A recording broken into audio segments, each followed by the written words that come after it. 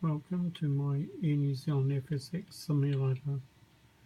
This is one of the really good simulators that I created of this Air New Zealand 747-219. It's a classic aircraft. It entered service with Air New Zealand in 1982, and by 2001 they had retired them and they were bought by Virgin. But I'm going to show you the ins and outs of the aircraft, how it operates, and what sort of instrument controls it had back in the early 80s. Now most of these aircraft now have been retired and they're no longer flying in the skies in any part of the world. Some of them are stored and some unfortunately have been scrapped. Okay, so I'm just going to try and get you a closer view of them, of the 747. It is called ZK-NZX, which is Zulu X-ray. Okay, we're going to go around the outside of the aircraft first, so I thought I'd show you just a few areas.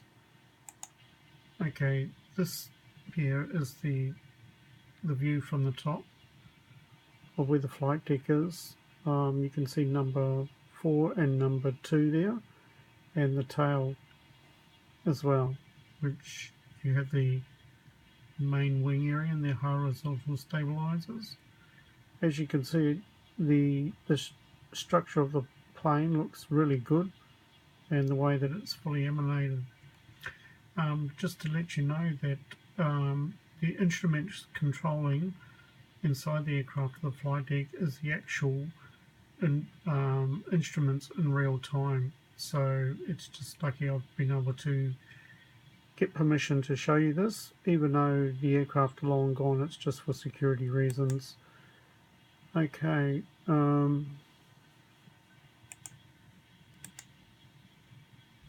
me just have a look. This is the aircraft from the ground, looking at the pushback of it, where you can see numbers 3, numbers 2, 4 and number 1 engine, and the front nose cone, as well as all the undercarriage systems. Go under the main landing gear, as you can see. Looks pretty good, very good detail. And as you can see, the Rolls-Royce RB211 engines attached to the main wing to the right side, and the RB211 Rolls-Royce engines to the left side of the aircraft.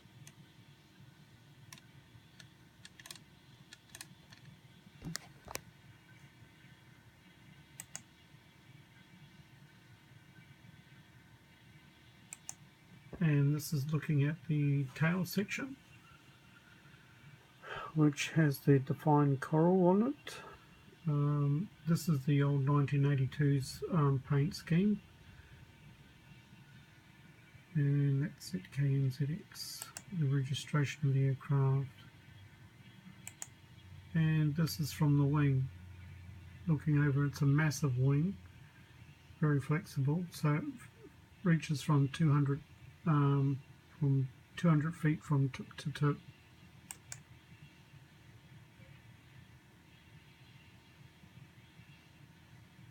And that's a side view of the aircraft, looking over it. Looks pretty awesome, actually. And I mean that the detailing and the animation to this is really superb. So I tried my best getting it to what it looked like back then. Okay, we're going to take a look from the inside of the flight deck.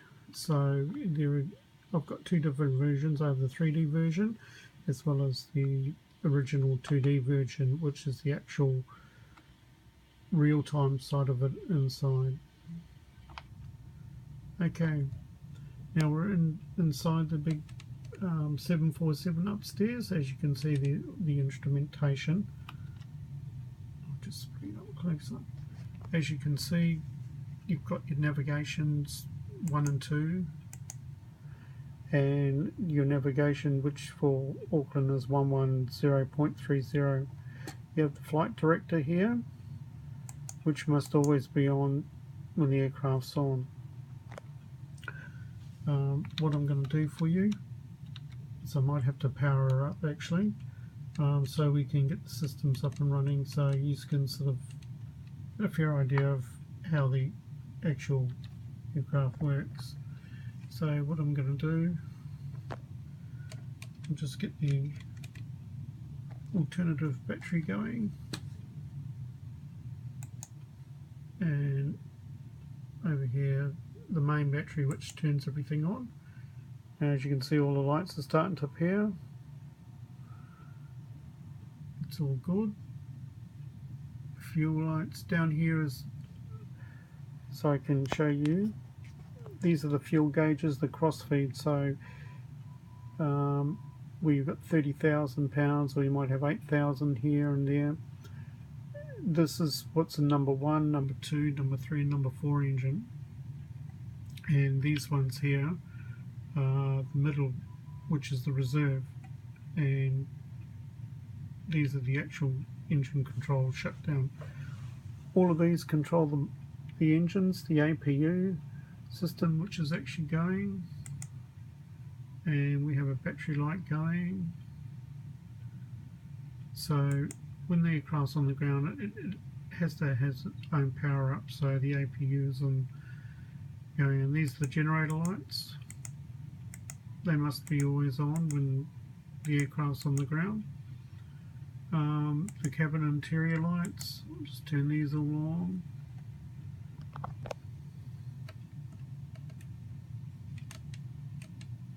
And you can see many different sort of verifications. Up here you've got your flight recorders, they're all on. So, and you've got your lights, warning lights that tell you what's on, what's not on. At the moment I've got everything going, so I'm just putting this on for you. That's the cabin door for the aircraft. Now we'll come back here.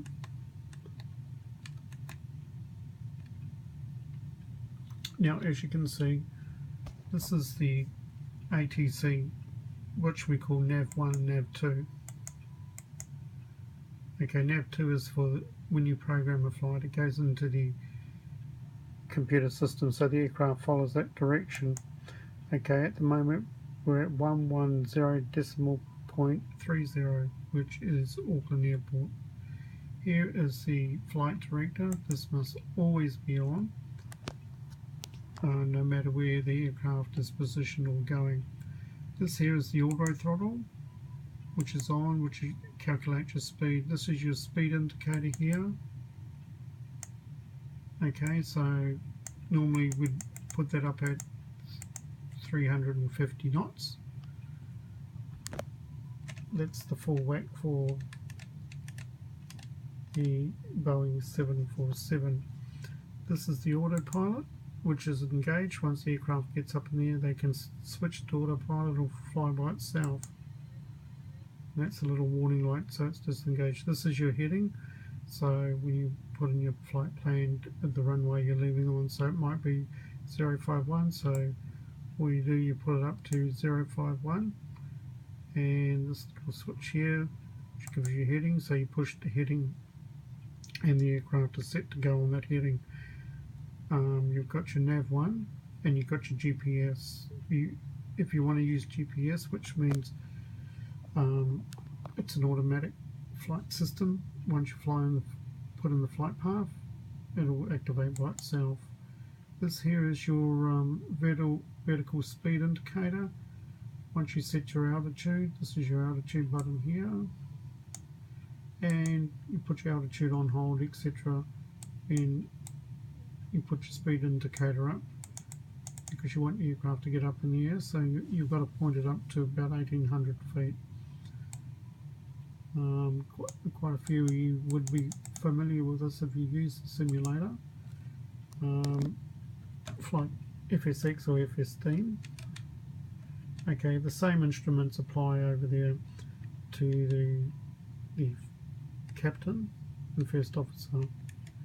Okay, we get down to here. These 4 columns here are your actual engines, when the speeds. So when it revs up, they know how much power they're using. This is your altitude. So at the moment we're on the ground. Normally in the blue, that's when you're in the sky. If you're in the brown, you're obviously on the ground. We have a speed indicator over here, which I'll show you.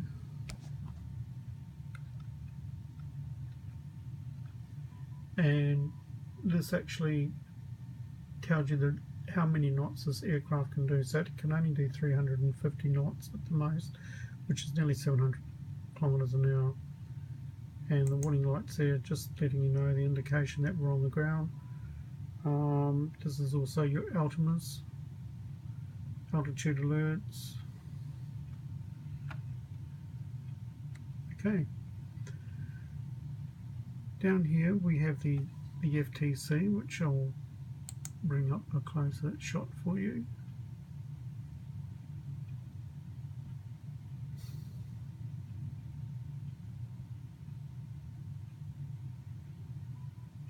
It's called an FSMS. Okay, as you can see here, this is what they put their flight path into. So they want a cruising speed of 350 knots and an altitude of 32,500 feet and a speed of 350.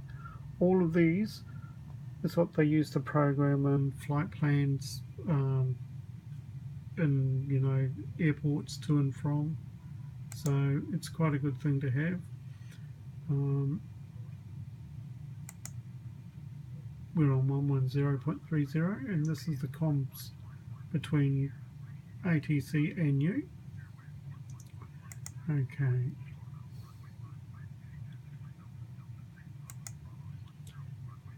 And I'll just bring up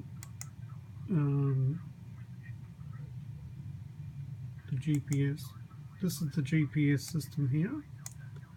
Okay, as you can see, the aircraft is here on the ground at Auckland Airport. All you got to do is program them in, push enter. At the moment we haven't put a flight plan in, so it won't work. But that's the way that goes. So the aircraft is facing towards the north, and this is the Manukau Harbour around here, and these are the ILS, that's the runways that this airport has. Okay. Now we'll just tilt down a bit, and as you can see, that's the that there is just your wheel or steering wheel that they use on both sides. They're your throttles to apply the brakes. This is your spoiler, which is the outside where the flaps come up over the wings. This is your flaps, where you could 10 or 20 degrees flaps. This is your throttle to increase speed, to reduce speed.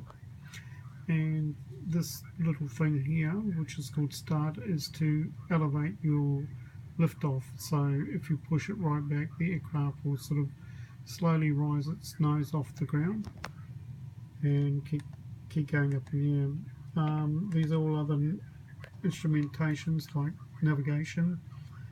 So we're east at 174.4655 and south at 37.0031. And this is a very important system to have to put a flight path into. All these other things you see here, COM1, COM2, that's for ATC, and as you can see, this is the ATC channels that they talk to you, and this is the airport frequency 110.30. This is quite old technology.